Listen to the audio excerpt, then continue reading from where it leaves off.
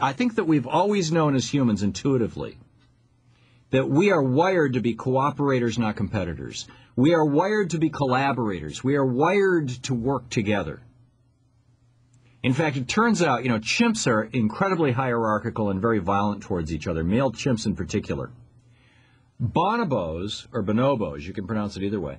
Bonobos, another kind of monkey that's closely related to us, or ape that is closely related to us, are not at all violent.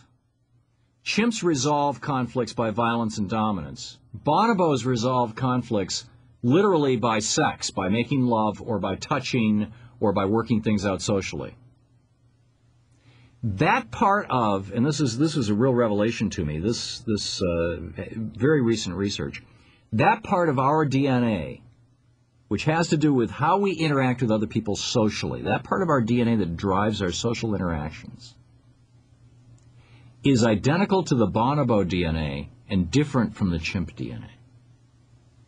We're wired like bonobos, which is why, in that realm of conflict, which is why when societies pass through the thresholds of crisis, which is the essence of my new book, Threshold, The Crisis of Western Culture, when societies pass through these thresholds where their environment crashes, their population gets so high that they start experiencing famine and starvation, their economic and political systems collapse, those being the three thresholds that we're really facing right now in a big way and in a terrible way.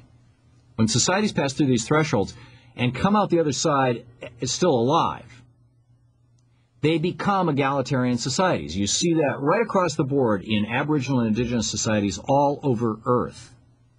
And that's what's happened with these societies that came through World War II and said, how do we redo society? Let's make our society more equal.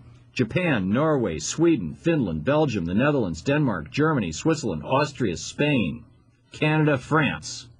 They are the most equal of the fully developed countries, and they have the longest life expectancy, the best high school graduation, college graduation, the lowest infant mortality, the lowest homicide rate, the lowest imprisonment rate, the lowest teenage birth rates, the best trust, the lowest obesity rates, the best mental health, and the highest social mobility.